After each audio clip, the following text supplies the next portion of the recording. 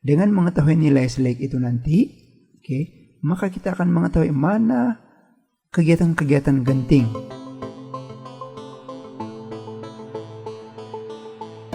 Halo guys, hari ini kita mau buat satu lagi soalan untuk melukis rangkaian kaidah laluan genting ini.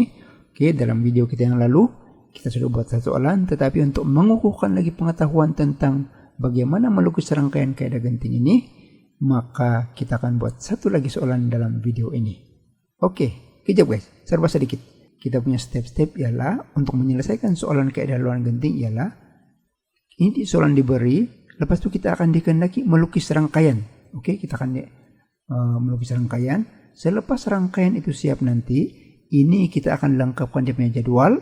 Jadwal dia nanti, yaitu di sini akan ada IS, LF, semua itu, dan sampai kita dapat dia punya select sini.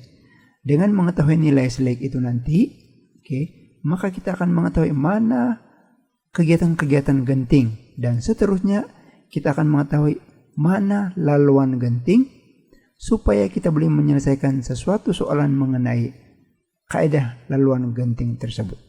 Guys, jadi mari kita mula. Ini saya undo dulu. Mari kita mula melukis untuk yang ini, soalan yang ini. Jadi E dan B akan berkongsi permulaan. Kenapa? Sebab dia tidak ada pendahulu. Jadi E bentuk dia macam ini dan B bentuk dia macam ini. Lukis saja dulu. Lukis dahulu. Ini ialah E, ini ialah B. Oleh karena ini baru contengan draft, tidak perlu dulu kita tulis dia punya nombor-nombor sini. Nanti lepas ini baru kita tulis. Kita buat lagi satu sini dan kita buat di sini. Seterusnya ialah C. Kita dapati C pendahulunya adalah E, bermaksud C mesti berada di sini. Sambung saja dulu. Sebab ini kita boleh ubah saya kemudian. C dan ada satu dari sini bulatan. Kemudian D juga berada di belakang E. Selepas E, jadi D berada di sini. Ini adalah D. Kita boleh ubah saya bila-bila nanti kemudian. Sebab kita ada cara untuk menyemak nanti. D sudah selesai. Sekarang kita pergi kepada I. I pendahulu dia adalah B dan D. Bermakna B dan D. Jadi sambung saja di sini. Nanti kita ubah saya kemudian. B dan D ini ialah I. Dan kita bulatkan di sini. Kemudian seterusnya ialah F. Pendahulu bagi F ialah C dan I. C berada di atas, I berada di bawah. Jadi kita sambung saja itu F di salah satu ini. Nanti kita buat soal lepas ini. Saya pilih untuk letak sini dulu. Ini adalah F. Ini adalah F. Kita dapati dia belum bersambung dengan C, tapi nanti kita ubah soal lepas ini. Itu ialah F. Saya letakkan satu bulatan di sini. Seterusnya adalah G. G di belakang C. Ini mudah untuk kita buat sebab di belakang C. Jadi G confirm berada di sini. Confirm berada di sini. Ini adalah G. G berada di sini. Sebab hanya satu pendahulu saja itu C. Dan yang terakhir ialah H. H ialah pendahulunya ialah F dan G. F dan G. Tidak apa, kita letak di sini dulu. Saya letak ini ialah H. H sini. Saya letak sini. Saya sudah siap melakarkan. Sekarang tindakan dia ialah kita semak balik pendahulunya betul atau tidak. Jadi cara dia kita reverse dari belakang, dari sini ujung sini.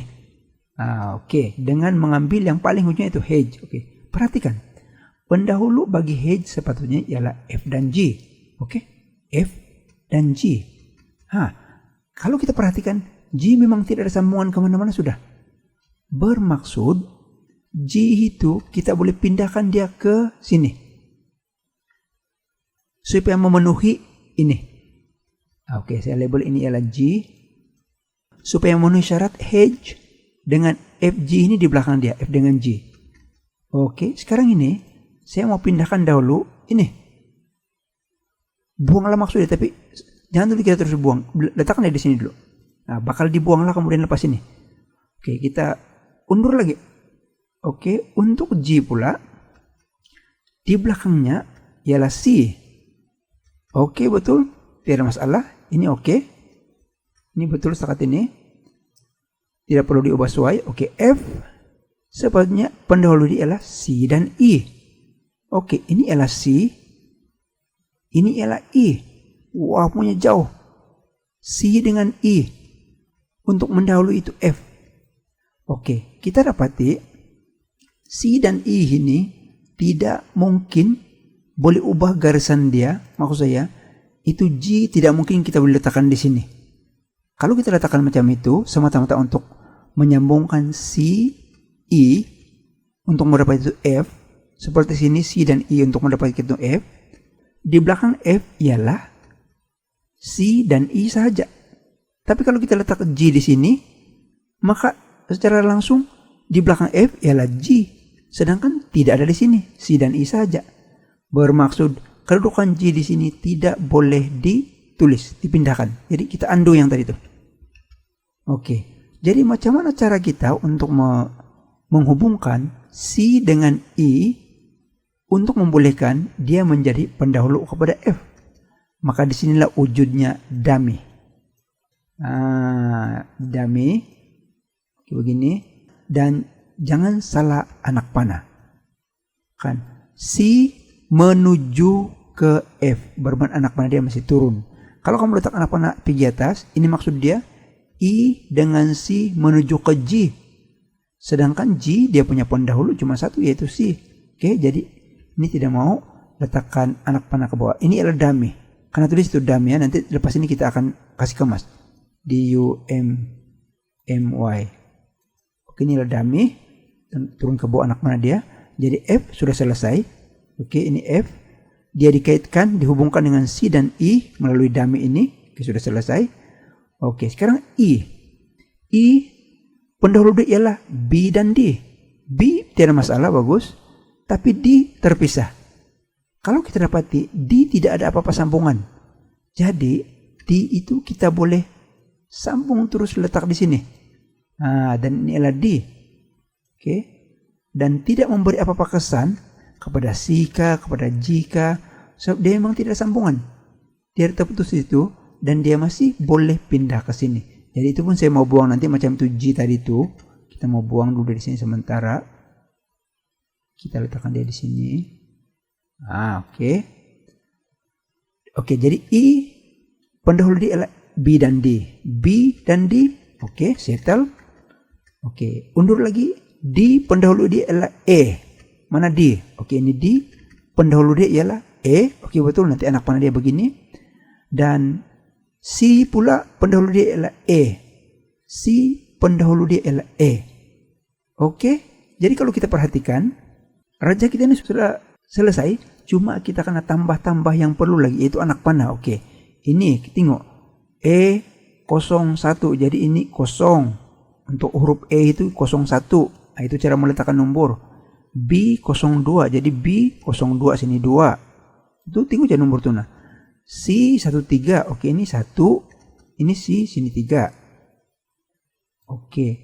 D12. Oke, D12 sudah betul 12 sini. Oke. I24. Oke, ini ialah I2 ke 4 sini 4. Oke, F45. Oke, ini ialah F kita sini 45. Oke, dan G35 sudah ada sedia 35. Dan H ialah 56, tinggal tambah 6 di sini. Jadi guys, ini kita aplikasi buang sudah dia memang confirm sudah tidak digunakan. Jadi raja dia begini, tapi kita mau letakkan dia punya anak panah. Oke, 0 ke 1 anak panah dia begini. 1 ke 2 anak panah dia begini. 0 ke 2 anak panah dia begini. 2 ke 4 anak panah dia begini. 1 ke 3 begini. Ini begini. Oh, terlampau jauh. Ini begini. Dan ini begini. Dan ini begini. Jadi guys, inilah hasil untuk lukisan rangkaian kaidah laluan genting bagi soalan ini. Jadi untuk kamu, kamu kasih kemas, pakai tools yang betul, pembaris kah, ada yang bikin bulat kah, terutama sekali dalam periksaan lah. Dalam latihan ini pun perlu berlatih supaya memudahkan kamu untuk membiasakan diri untuk menjawab nanti kemudian. Jadi inilah hasil dia guys. Saya ulang lagi sekali, recap macam mana cara dia. Mula-mula lakar saja dulu, tanpa nombor dan tanpa anak panah, berdasarkan urutan ini, biarlah dia terputuskan, tidak sambungkan, tidak kisah. Yang penting ada dia punya A, B, C, D itu, atau apa, kegiatan 1, kegiatan 2, tidak kisah itu. Huruf dia berbeza-beza nanti dalam periksaan tuh, P, Q, R pun ada. Selepas itu, reverse dari depan sini, dari ujung sini, reverse untuk menyimak balik, samakah atau betulkah dia punya pendahulu. Mana yang perlu pindah, pindahkan. Oke, macam yang kita buat tadi. Oke, jadi kalau perlu nanti kamu ulang balik video ini. Oke, dan kamu boleh berlatih lagi dengan mencari soalan-soalan yang lain. Jadi oke guys, terima kasih karena telah bersama-sama saya pada kali ini untuk menyelesaikan satu lagi soalan melukis rangkaian kaidah laluan genting. Mudah-mudahan telah membantu kamu serba sedikit. Oke, dalam memahami macam mana cara melukis ini, kaidah laluan genting ini, rangkaian dia ini. Jadi jumpa lagi dalam video yang akan datang. Jangan lupa ulang kaji, okay, mengingat fakta, mengingat uraian, dan juga mengingat teknik menjawab soalan-soalan peperiksaan. Oke guys, bye-bye. Selamat belajar.